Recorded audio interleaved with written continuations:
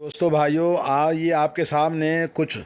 زناکاری اور اس کے ارد گرد کی تمام سیاہ کاریوں سے جب قرآن مجید نے ہمیں روکا ہے تو زنا کو شریعت نے کبیرہ گناہ اور بہت سخت برا بدترین راستہ بتایا ہے۔ ابن ابن دنیا نے ایک حدیث بیان کی ہے کہ رسول کریم صلی اللہ علیہ وسلم فرماتے ہیں، شرک کے بعد کوئی گناہ زناکاری سے بڑھ کر نہیں ہے۔ آدمی اپنا نطفہ کسی ایسے عورت کی رحم میں ڈالے جو اس کے لیے حلال نہیں ہے۔ موجودہ دور میں مختلف انداز سے زناکاری عام ہوتی جا رہی ہے۔ لوگوں کے اندر اس کو محسوس نہیں کرتے، اس کی قباحت کو اور اس کی برائی کو۔ آئیے اس کے نقصانات کیا ہوتے ہیں ہم آپ کو بتاتے ہیں۔ نمبر یہ ہے کہ سب سے پہلے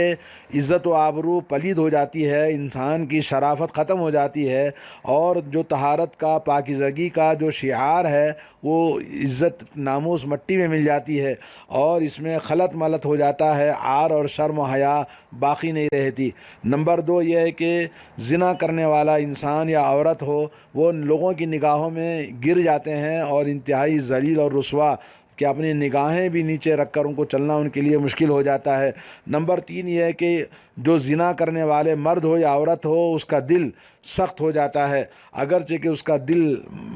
مردہ نہ ہو جائے لیکن یہ کہ وہ بیمار ضرور ہو جاتا ہے۔ نمبر چار یہ ہے کہ گھر کا نظام بگڑ جاتا ہے، اور جس گھر میں مرد ہو یا عورت زنا کرتے ہیں تو ان کا خاندان برباد ہو جاتا ہے، کیونکہ زنا کہا جاتا ہے کہ ایک ایسا قرض ہے جو دیا جاتا ہے، جو لیا جاتا ہے، کہ گھر کے اندر کوئی بھی اگر ایک فرد اس کا زنا کا مرتکب ہوتا ہے تو خاندان میں اس کے اثرات ہوتے ہیں، اور اس کے بچے اس کے اس بری تربیت کے شکار ہوتے ہیں۔ اور اسی طرح نمبر پانچ یہ ہے کہ نسب ضائع ہو جاتا ہے زنا کی وجہ سے، اور نسب میں اختلاط ہو جاتا ہے، اور وراثت میں ناجائز بچے کو وارث بنا دیا جاتا ہے، جیسا کہ نبی کریم صلی اللہ علیہ وسلم نے فرمایا، فی من یخلط النسب حینما اراد الرجل ان یطع جاریۃ وکانت حاملا فلما رآہ رسول اللہ صلی اللہ علیہ وسلم قال،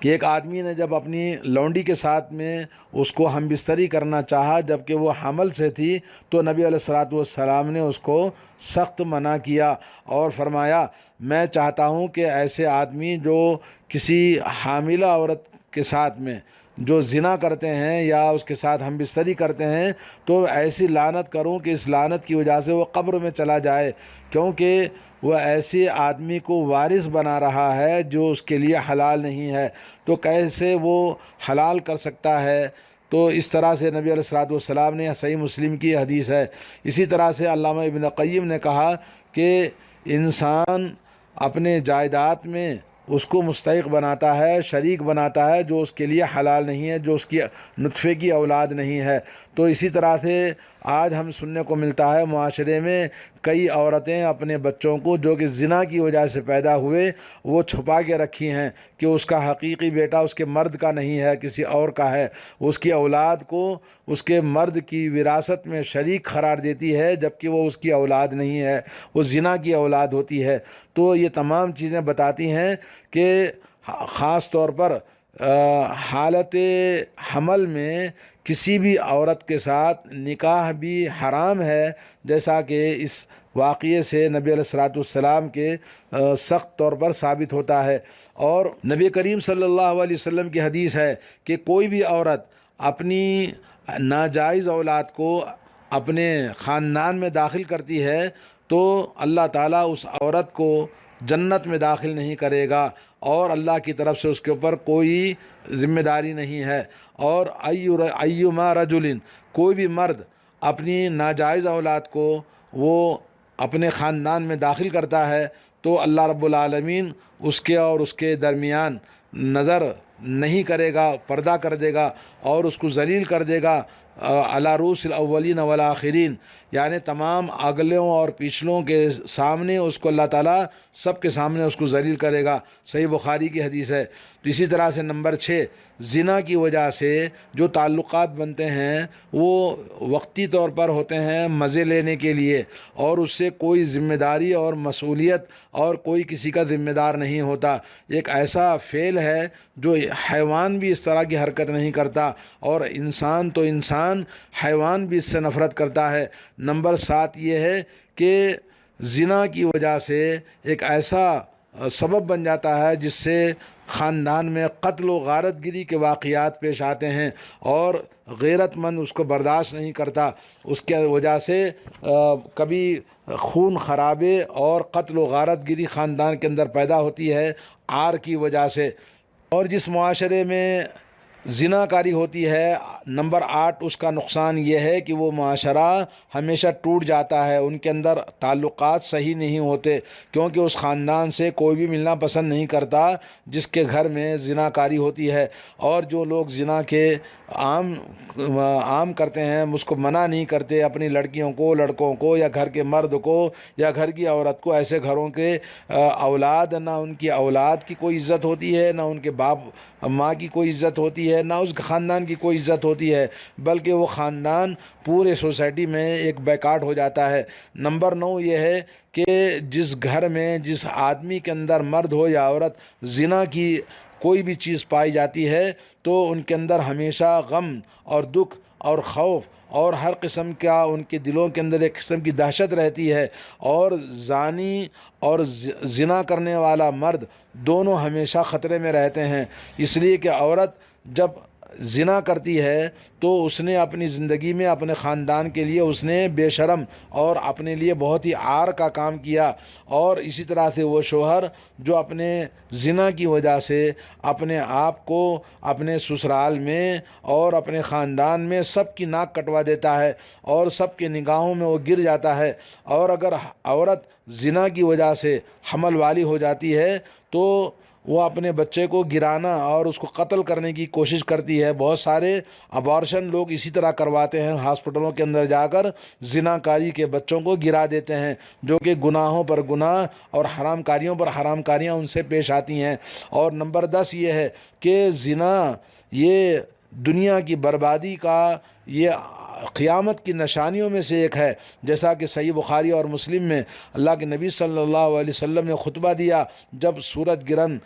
لگا تھا، تو آپ نے فرمایا یا امت محمد، اے امت محمد صلی اللہ علیہ وسلم، واللہ انہ لا احد اغیر من اللہ ان یزنی عبدہ او تزنی امتہ.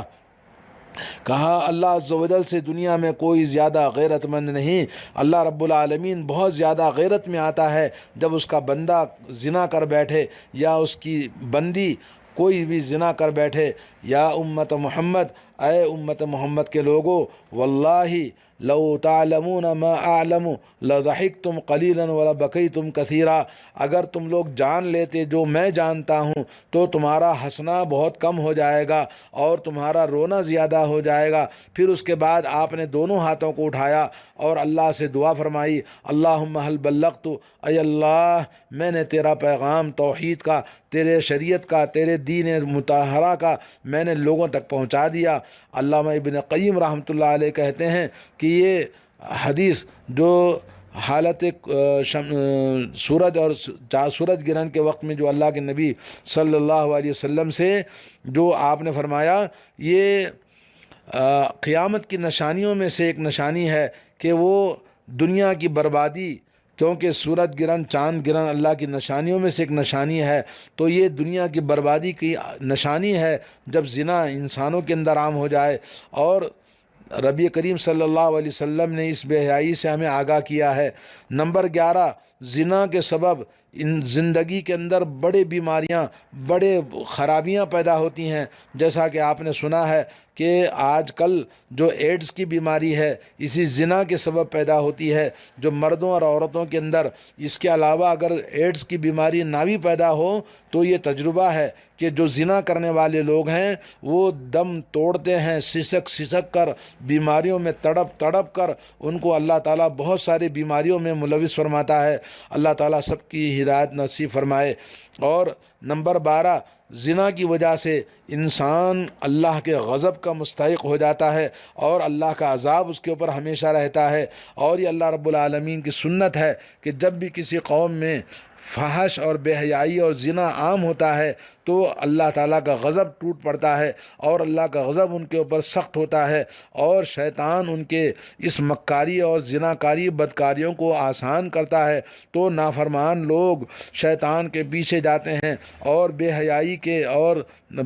بے پردگی کے اور کھلم کھلا لوگوں کے درمیان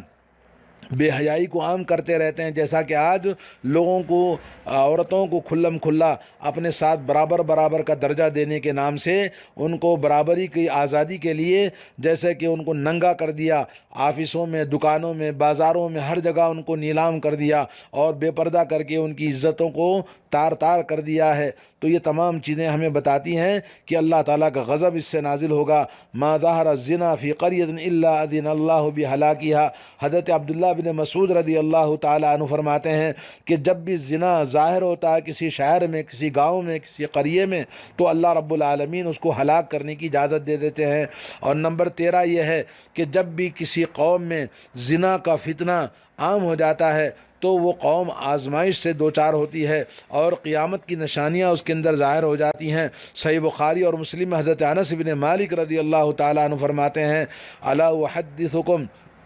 حدیثا لا یحدثکم احد بعدی سمعته من النبی صلی اللہ علیہ وسلم، کہا کہ لوگو میں تمہیں وہ حدیث بتانا چاہتا ہوں جو تمہیں کوئی اور حدیث نہیں بتا سکتا میرے بعد میں، جو میں نے نبی کریم صلی اللہ علیہ وسلم سے سنا ہے۔ ان من اشراط الساعة ان يرفع العلم ويظهر الجهل ويشرب الخمر ويظهر الزنا ويقل الرجال وتكثر النساء حتى يكون ل50 امرأة القيم الواحد۔ فرمایا لوگوں قیامت کی نشانیوں میں سے یہ نشانیاں جو میں نے نبی کریم صلی اللہ علیہ وسلم سے سنا، سب سے پہلی چیز یہ ہے کہ دنیا سے علم دین اٹھا لیا جائے گا، توحید ختم ہوتی جائے گی، شرک اور بدعات عام ہوتے جائیں گے، سنت مٹتی جائے گی اور مذہب پرستی اور مسلک پرستی اور اختلافات لوگوں کے درمیان بہت زیادہ ہوتے جائیں گے، علم ختم ہو جائے گا۔ نمبر 2 یہ کہ لوگوں کے اندر جہالت اور نادانی زیادہ ہوتی جائے گی، لوگ علم سیکھنے سے کترائیں گے، علم حاصل نہیں کریں گے۔ اور تیسری چیز یہ ہے کہ شراب لوگ معمولی چیز سمجھ کر پیتے رہیں گے، شراب پینا عام ہو جائے گا۔ نمبر 4 یہ کہ ان کے اندر زنا کاری، بدکاری، بے حیائی عام ہو جائے گی۔ نمبر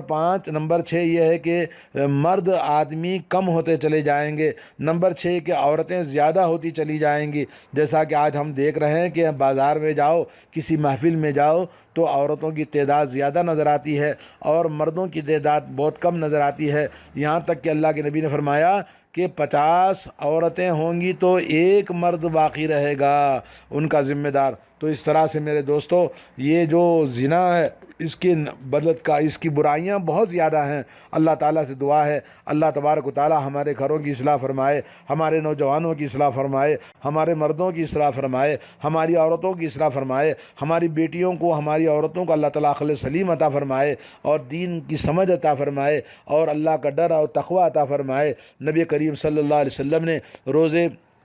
معراج میں جب گئے تو آپ نے دیکھا کہ ایک تنور کی طرح جگہ ہے جہاں سے چیخ و پکار کی آواز آ رہی تھی۔ آپ نے پوچھا کہ یہ کیا چیز ہے؟ تو آپ کو جبریل علیہ السلام نے بتایا یہ وہ مرد ہیں جو دنیا میں زنا کاری کیا کرتے تھے، جن کو الٹا ننگا لٹکایا ہوا تھا اور ان کو طینۃ الخبال، جو جہنمیوں کا پیپ اور خون بہتا ہے، وہ ان کو پلایا جائے گا۔ تو اس طرح سے بدترین عذاب جہنم میں ان کے لیے اللہ نے مقرر کر رکھا ہے۔ تو اس طرح سے آدمی کو ڈرنا چاہیے۔ اللہ تعالی ہم سب کو توفیق اور ہدایت نصیب فرمائے۔ السلام علیکم ورحمۃ اللہ وبرکاتہ۔